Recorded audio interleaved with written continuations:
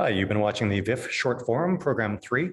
This is the Vancouver International Film Festival's 40th edition. My name is Curtis Woloschuk. I'm the Associate Director of Programming at VIFF, and we are very excited to be joined by four of the filmmakers responsible for the work you've just seen. We have Lauren Grant with us from Things We Feel But Do Not Say.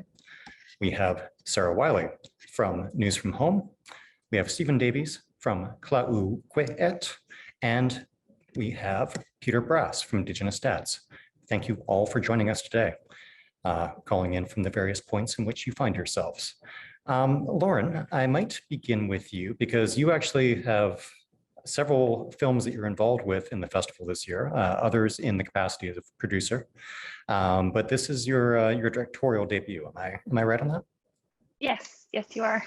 And really curious to know if you've been looking for a narrative film or a film to direct yourself for a while, and what made you maybe recognize this as the story that you wanted to move forward with as a director?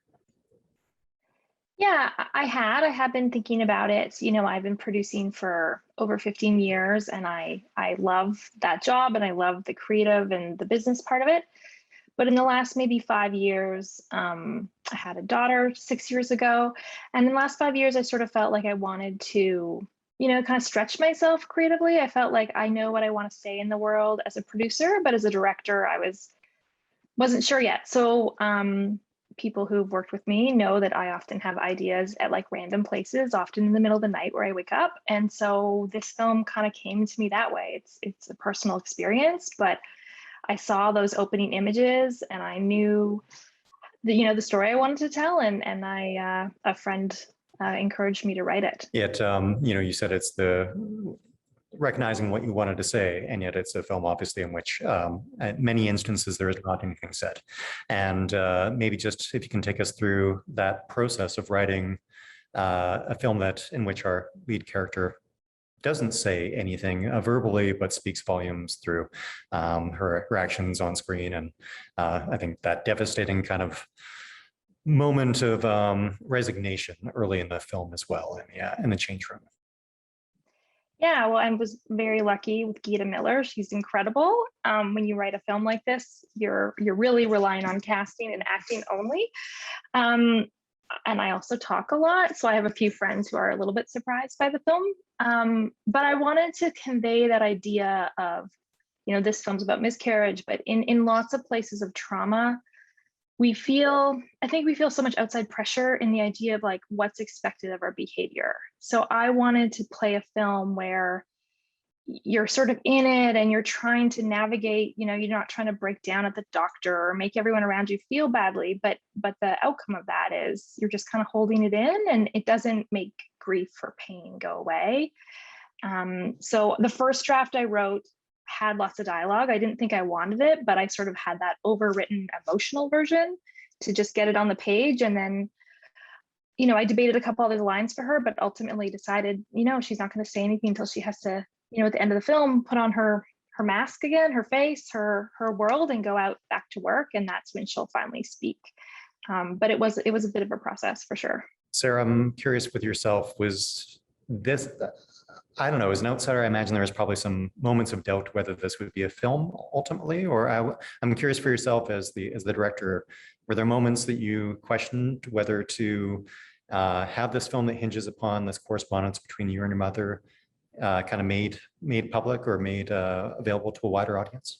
Yeah, totally. Like the film kind of came together over in various little scenarios. Like my mom and I had gone on a trip a few years ago, and I had shot this Super 8 with her, and I knew I wanted to use it eventually. And then I ended up recording these phone calls that are very real, and I had to obviously check in with her and make sure that she was okay with us and with me sharing this publicly, and people kind of hearing us in a very vulnerable moment, trying to panicked figure out the early days of the pandemic.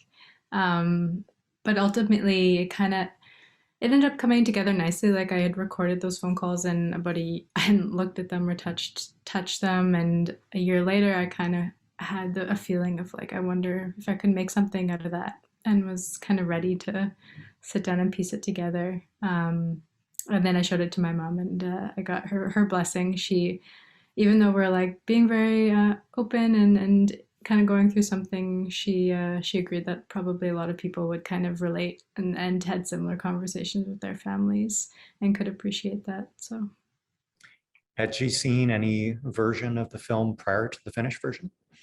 no, and I didn't tell her I recorded our phone calls when I was doing it, but she said she suspected I was up to something. She was like, there was a weird noise, but I didn't tell her like a yeah weird instinct until I had it done, almost done basically, and I went, by the way, I did this thing and I kind of put it together, and I haven't showed anybody. I just kind of made it for my mom initially, yeah, and then I got her blessing. So Yes, I like the matron or the motherly instinct that tells her that she's being bugged. You know that there's like that yeah. you're wired at that point in time during this conversation.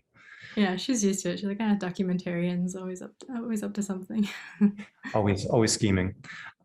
Peter, for yourself, wondering about your process of finding the gentleman who shared the screen with you, shared the stage with you, and maybe just initial conception of your documentary and how you maybe went about finding the subjects who would share the screen with you. Yeah, the idea for it came uh, about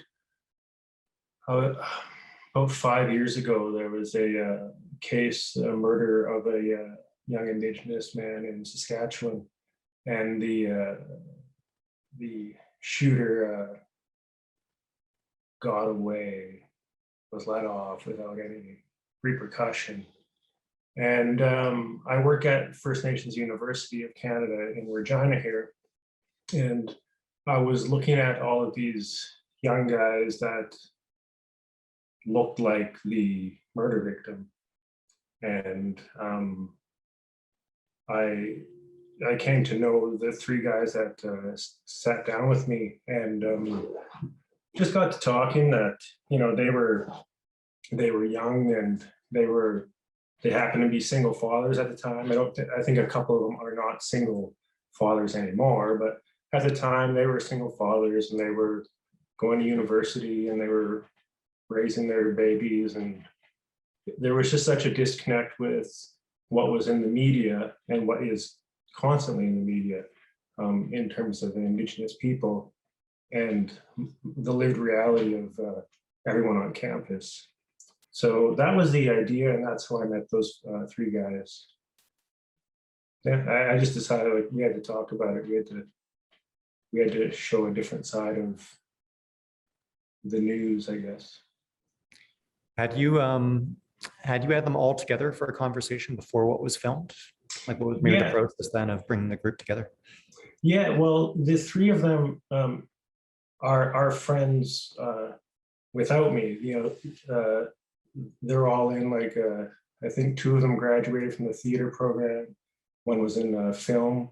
So they were just three guys sitting there, and so they kind of let me sit down with them, and we just started finding out all of our similarities and our concerns and stuff like that were all aligned. So yeah, it was very organic, and then what you see on the screen is our conversations that we've had a few times before, very unstructured. And then maybe speaking of structure for yourself, Stephen, I'm curious how much of Dugout Canoe was maybe drawn from.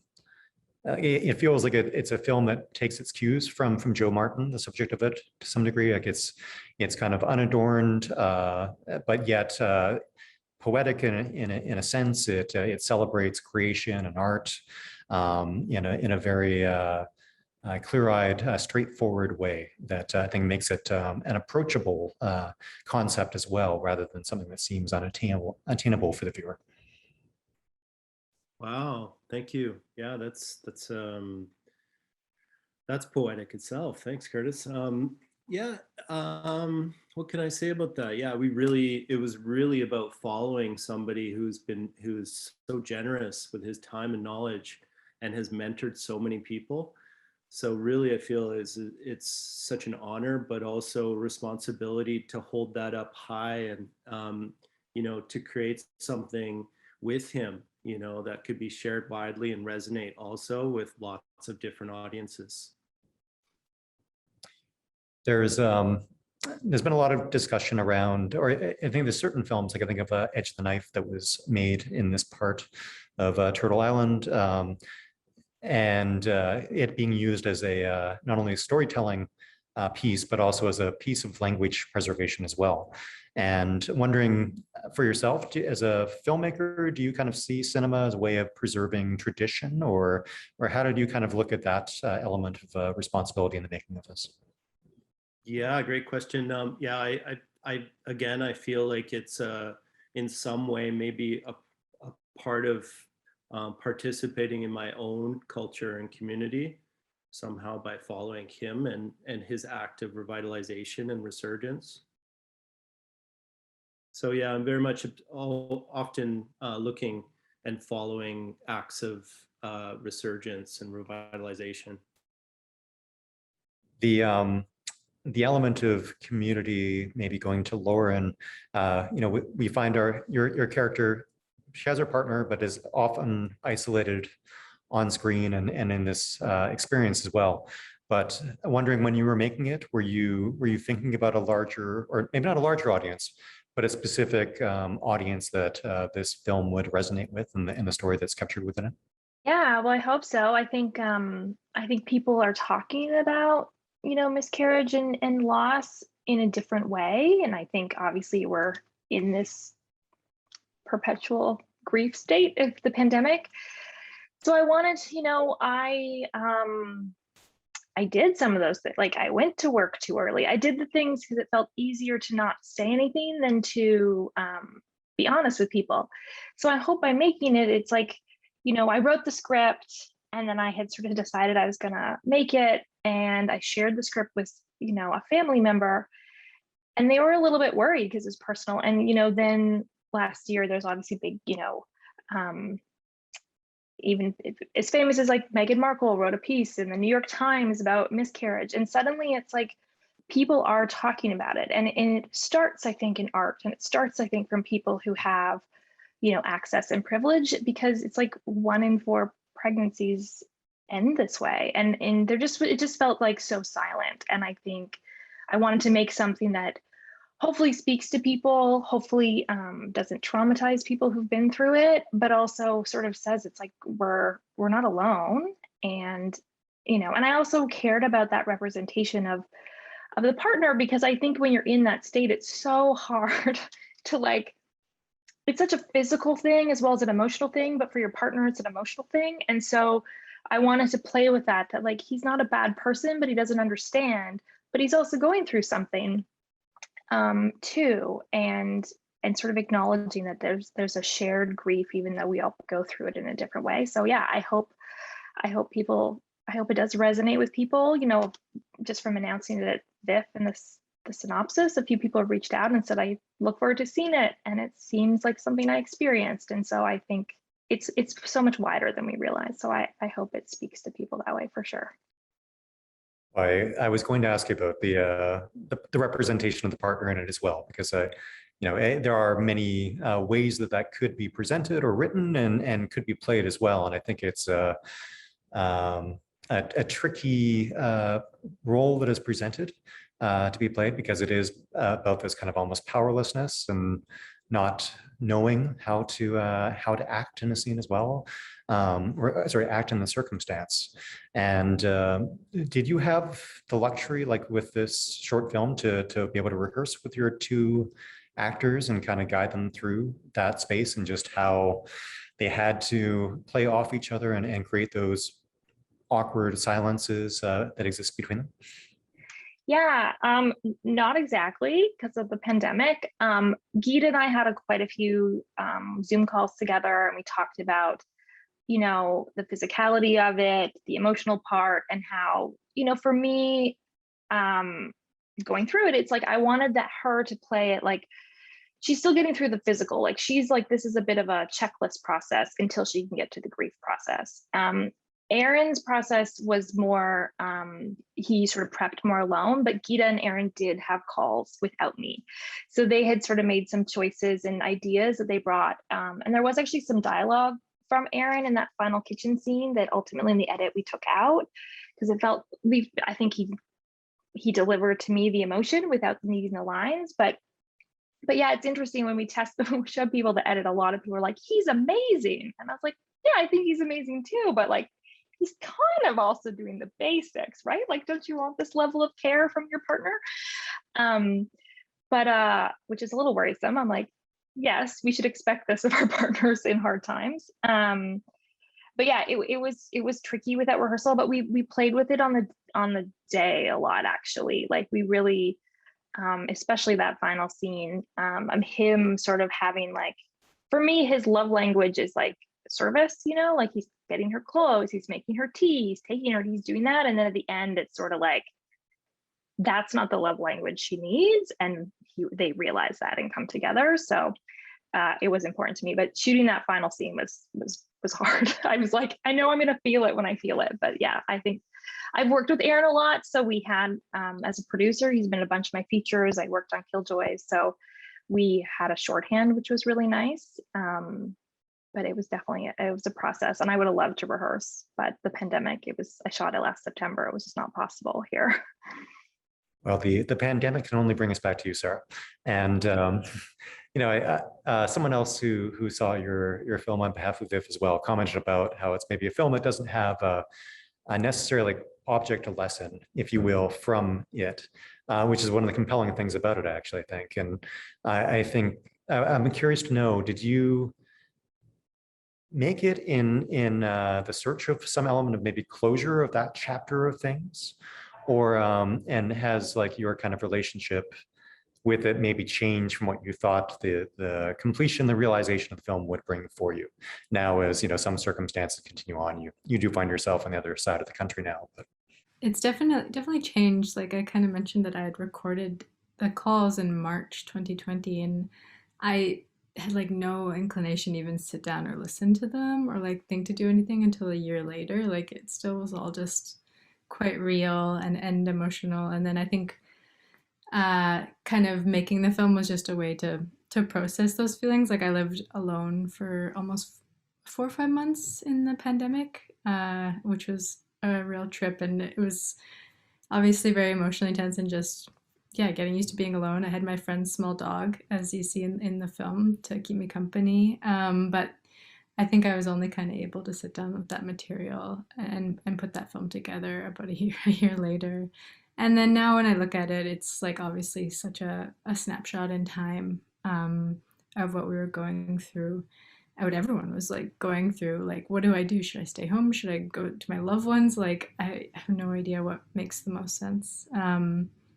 And then can kind of just reflect on that and be happy, because I ended up being able to come home last summer, and that was really, really nice. And my mom picked me up from the airport wearing like a garbage bag and like gave me a big hug, and it was really, just that reunion was really nice. And being here obviously and feeling closer to home and family has really made quite the difference of them living alone in Toronto in a big house. Which it's I don't know, funny is the right word, but just last evening I was out with some people and we were looking at our phones from kind of like March through May of last year and realized that none of us had taken a picture for like 2 months. And so in a sense, I think it is like remarkable to have like a document of that time and what kind of unfolded as well. I don't know how many other people found themselves in that circumstance, but just this void where no one felt the need to capture anything because of that uncertainty. Yeah, like nothing you want to remember. But yeah, now it's nice to look back and see like, oh yeah, we got through that. We figured it out. Right now we're still so lucky in so many ways. So yeah. Peter, I imagine you've watched the film with the 3 gentlemen in it, or have you had that opportunity to sit with them and watch it together? I actually haven't. After we shot it, or actually, a few of them moved. So it's all just been kind of check this link out and give me a call, kind of a scenario. And yeah, so I haven't actually watched it like without, with anyone other than my wife at this point. So Was it always your intention with the film to shoot it like in a very unadorned style? Just having a circle space for people to speak in and an open space, or had you considered other kind of approaches to it? yeah, that is entirely pandemic blame on that, on the staging of it. I had initially wanted to have each of the responses from the guys to be set in their around their own kitchen tables, so that the shots would switch between kitchens, so to speak, but with the restrictions and whatnot. And it was just, and of course the responsible, like I'm not, we didn't want to risk anything, so it was find the biggest room and the biggest circle we could sit in. And yet at the same time, I think there's like a real beauty to having everyone in the same space together and being able to, there's a certain, it's a quiet film. It's not a static film, but there's still a kineticism to it as well. You can feel them responding to each other in the space. It worked out, and the compromise did not end up being a compromise of aesthetic by any stretch. I love how it looked. So yeah. And maybe just finishing up with yourself, Stephen, I'm curious to know what you took away from this this opportunity to witness Joe's kind of artistic process, and then perhaps what you hope others maybe take from the film as they watch it. Oh, geez, that's a tough one, Curtis. But yeah, geez, I learned a lot. Actually, filming during COVID times was really, really stressful. And we were, I should mention that this, we were awarded support from the National Screen Office in Winnipeg, which really helped. We had mentors, working with mentors throughout the process. And then also I received some support from the Indigenous Screen Office in Winnipeg, as well as a cultural mentorship with Joe that really made it possible to spend more time with him and schedule meetings to hear more about how he wanted his story to look and feel. So I should also mention the First Peoples Cultural Council, but what I learned was, geez, oh. I mean, I've also known Joe for 14 years. So, I think, the importance of relationships, having a really, a long history or a foundation, both in his community, but within my team of editors and producers as well. And then just having a little bit of support. So that was like, the most support that I've received for a project yet. And it really helps to pay community members for participation and support throughout that process. So I think I just leave it at that. But yeah, I'm really grateful to VIFF too for selecting the piece. So thank you. Well, we are equally grateful to all of you for having made these films and sharing them with us and sharing them with our audiences. So thank you all for taking the time to join us today. And we wish you the best for the films as they find their way out into the world after this as well. Thank you. Thank you. Thank you.